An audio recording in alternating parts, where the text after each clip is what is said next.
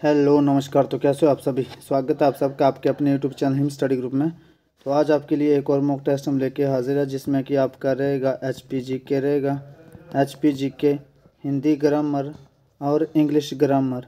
ठीक है, तीनों जो आपका मिक्स मॉक टेस्ट रहेगा। और इन सब के जितने भी मॉक टेस्ट आपके लिए अभी तक जो अपलोड किए गए हैं सबकी प्लेलिस्ट बना दी गई है। ठीक है, तो प्लेलिस्ट में जाके आप इजीली सब मॉक टेस्टों को अटेंड कर सकते हैं।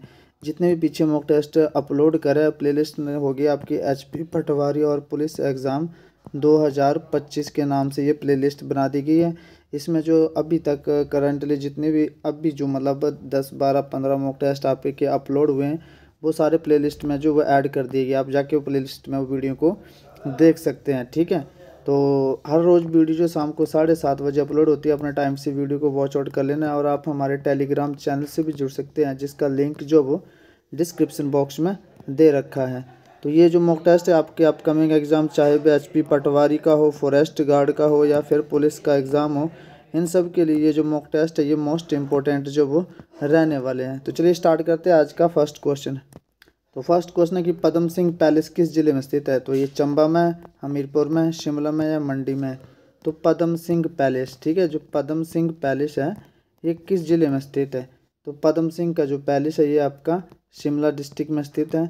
और शिमला में कहाँ पर स्थित है, ये रामपुर, शिमला में रामपुर में स्थित आपका पद्म सिंह पैलेस। ठीक है, शिमला इसका राइट आंसर हो जाएगा। चलते हैं नेक्स्ट क्वेश्चन की ओर। नेक्स्ट क्वेश्चन है कि सिरमौर रियासत का अंतिम शासक कौन था। तो ये प्राण सिंह था, पद्म सिंह था, राजेंद्र प्रकाश था या इनमें से कोई नहीं। तो सिरमौर रियासत, जो सिरमौर रियासत थे इसका जो अंतिम शासक था वो कौन था, वो थे आपके राजेंद्र प्रकाश। ठीक है, राजेंद्र प्रकाश, राजेंद्र प्रकाश जो है ये सिरमौर रियासत के जो वो अंतिम शासक थे। तो चलते हैं नेक्स्ट क्वेश्चन की और। नेक्स्ट क्वेश्चन आपका कि सुकेती, ये सुकेती नहीं है सुकेती। ठीक है, तो सुकेती जो जीवाश्म पार्क है, सुकेती जीवाश्म पार्क किस जिले में स्थित है। तो मंडी में है, किन्नौर में है, कुल्लू में है या सिरमौर में है। तो सुकेती जो जीवाश्म पार्क है आपका ये हिमाचल प्रदेश के सिरमौर डिस्ट्रिक्ट में स्थित है आपका सुकेती जीवाश्म पार्क। चलते हैं नेक्स्ट क्वेश्चन की और। नेक्स्ट क्वेश्चन है कि सिरमौर राज्य का संस्थापक जो वो कौन था। तो राजा रसालू थे, राजा संसार चंद, राजा ईश्वर सेन, राजा साहिल बर्मन। तो राजा रसालू, ठीक है, जो राजा रसालू थे ये आपके सिरमौर राज्य के संस्थापक थे। चलते हैं नेक्स्ट क्वेश्चन की और। नेक्स्ट क्वेश्चन आपका कि स्वतंत्रता के पूर्व पटियाला के महाराजा की ग्रीष्मकालीन राजधानी जो है वो क्या थी, कहाँ थी, मतलब ठीक कहाँ स्थित है, कहाँ स्थित थी। ठीक है, स्वतंत्रता से पहले पटियाला के महाराजा की ग्रीष्मकालीन राजधानी। तो शिमला में, चायल में, नालदेहरा में या मशोबरा में। तो स्वतंत्रता से पूर्व जो इनकी जो राजधानी स्थित थी वो थी आपकी चायल में।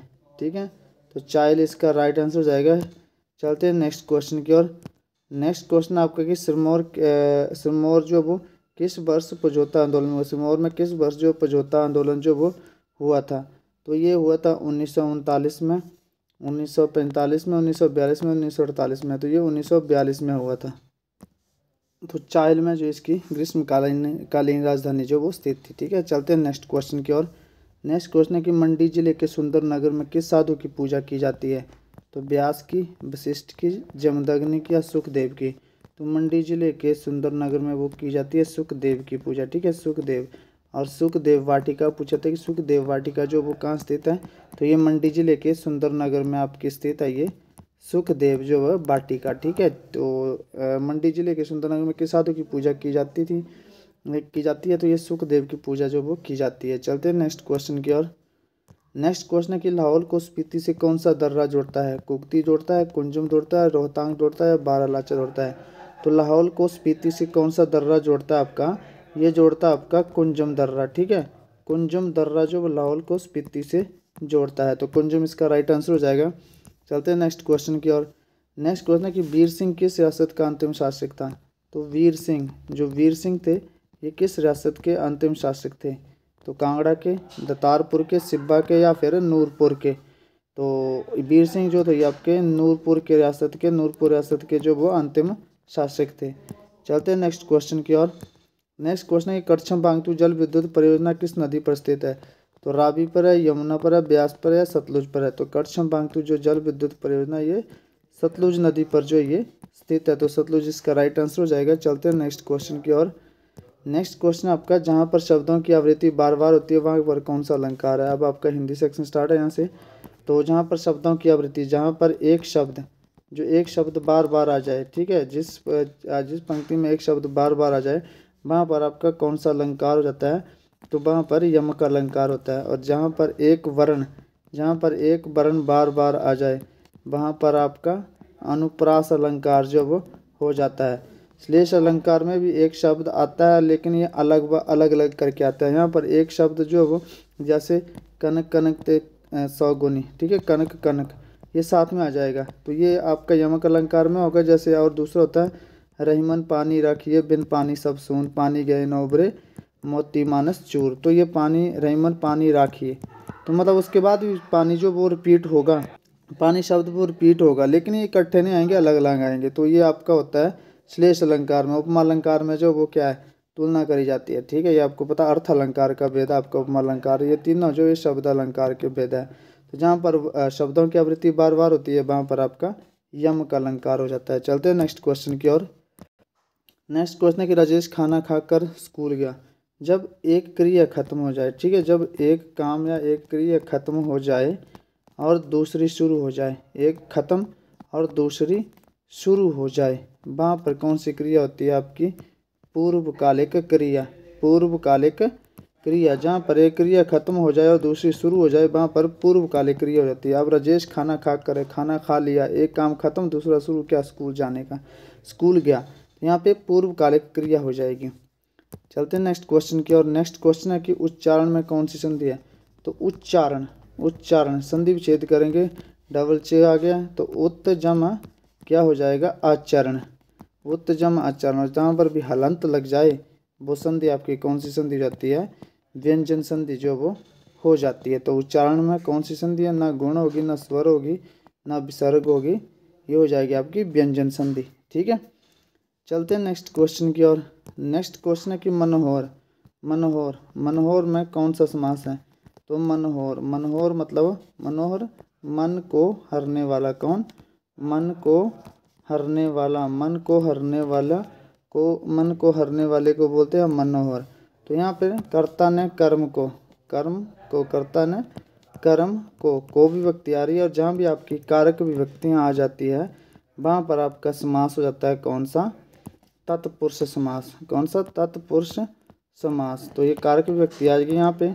तो मनोहर में जो समास हो जाएगा वो तत्पुरुष समास हो जाएगा। अब यही भाव समास में क्या होता है, इसमें उपसर्ग लगे होते हैं, आ, अनु, यथा, प्रति, निर्भर, ये सारे उपसर्ग जो होते हैं आपके, अब यही भाव समास में होता है। और इसमें क्या होता है कि प्रथम पद प्रधान होता है। क्या होता है, प्रथम पद जो इसमें प्रधान होता है। कर्मधारय समास में क्या होता है कि विशेषता होगा, जो प्रथम पद होगा उसमें विशेषता बताई गई होगी जी, ठीक है। तत्पुरुष समास में कारक विभक्ति हो गए। द्वंद्व समास में क्या होता है, दोनों पद प्रधान आपके द्वंद्व समास में होते हैं। जैसे दिन रात, ठीक है, धरती अंबर, दोनों पद प्रधान होंगे, वो आपका द्वंद्व समास रहेगा। चलते हैं नेक्स्ट क्वेश्चन की ओर। नेक्स्ट क्वेश्चन है कि हाथी कौन सा शब्द है। हाथी जो वो शब्द कौन सा है। तो हाथी में कौन सा शब्द है, हाथी में कौन सा जो वो ये शब्द है। तो हाथी में रूढ़ शब्द है, ठीक है, रूढ़ शब्द है, यौगिक शब्द है, या फिर योग रूढ़ शब्द है, या फिर जो वो आपका योग रूढ़ शब्द है। रूढ़ शब्द वह शब्द होता है जिसका कोई भी खंड या भाग जो वो सार्थक नहीं होता।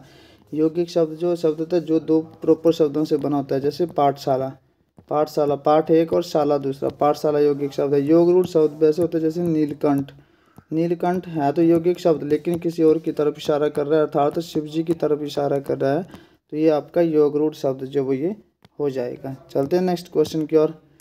नेक्स्ट क्वेश्चन है कि सिनोनिमस ऑफ सिनोनिमस ऑफ वर्ल क्या होता है। वर्ल होता है आपका घूमना या घुमाना, ठीक है, घूमना या घुमाना।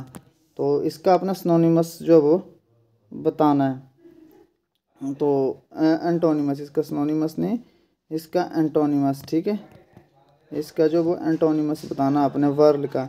तो स्ट्रेट हो जाएगा, बोल्ड हो जाएगा, ब्रेव हो जाएगा, या स्पिन हो जाएगा, ठीक है। सिनोनिमस दोनों एक यहाँ पे आपको दोनों मेंशन कर देता हूँ मैं। इसका सिनोनिमस ही बताना आप लोगों ने, इसका जो सिनोनिमस ही बताना। तो बोल्ड क्या होता है, बहादुर, ब्रेव होता है जो आपका बहादुर होता है, ये भी स्ट्रेट होता है सीधा। स्पिन क्या होता है, स्पिन होता है घुमाना, तो इसका एंटोनिमस हो जाएगा स्पिन। और स्ट्रेट जो है इसका ये क्या हो जाएगा, एंटोनिमस हो जाएगा। ठीक है, तो स्पिन जो है इसका स्पिन भी क्या होता है, घुमाना, घुमाना होता है स्पिन में। ठीक है, स्पिन करना, जैसे राउंड में घुमाना, चक्री को स्पिन करते हैं हम तो वो घुमाना, और वर्ल भी क्या होता है, घुमाना होता है। चलते हैं नेक्स्ट क्वेश्चन की ओर। नेक्स्ट क्वेश्चन है सिनोनिमस ऑफ फ्रजाइल। फ्रजाइल क्या होता है आपका, नाजुक, नाजुक जिसको हम बोलते हैं फ्रजाइल। टफ, हार्डी, स्टार्डी, ये तीनों इसके एंटोनिमस हो जाएंगे। फीबल, फीबल होता है कमज़ोर। ठीक है, फीबल हो जाएगा। या फिर ब्राइटल, ये भी आपका नाजुक होता है, BRITLE। ठीक है, BRITLE, ये ब्राइटल, TTLE। तो ब्राइटल भी क्या होता है, नाजुक या कमज़ोर। ठीक है, तो ये दोनों इसके जो हो जाएंगे सिनोनिमस हो जाएंगे फ्राइजाइल के। नेक्स्ट क्वेश्चन है my mother dash to temple, dash to the temple every day. तो जहाँ पर भी एवरी डे आ जाए, ठीक है, डेली आ जाए, एवरी डे या फिर डेली आ जाए, या फिर रेगुलर आ जाए। ठीक है, रेगुलरली या मतलब जो भी आपकी फ्रीक्वेंसी होती है, जो काम रोज़ होता है, कंटिन्यू में होता है, डेली में होता है, हैबिचुअल होता है, तो वहाँ पर आप क्या करेंगे, हमेशा प्रेजेंट इंडेफिनिट टेंस का यूज़ करेंगे। तो my mother goes to temple daily, my mother goes to temple daily, तो यहाँ पे कौन सा आ जाएगा, my mother goes to temple daily. ये ध्यान रखेंगे आप, जब भी आपका जो है कि मतलब रूटीन एवरीडे यहाँ से पहचाना जाएगा, लास्ट में एवरीडे आ जाएगा, डेली आ जाए। ठीक है, कोई भी फ्रीक्वेंसी, जैसे एडवर्ब ऑफ फ्रीक्वेंसी आ जाए, तो वहाँ पर जो आपका टेंस जो हो जाएगा हमेशा प्रेजेंट इंडेफिनिट टेंस में जो वो लिखा जाएगा। चलते हैं नेक्स्ट क्वेश्चन है, curd is made dash milk. तो मैं आपको बता दूं कि जब भी कोई चीज़, ठीक है, जब भी कोई चीज़ अपनी अवस्था चेंज कर लेती है, ठीक है, अपनी अवस्था या शेप चेंज कर लेती है और वापस उसी फॉर्म में नहीं आ पाती, तो उसके लिए आप फ्रॉम यूज़ करते हैं।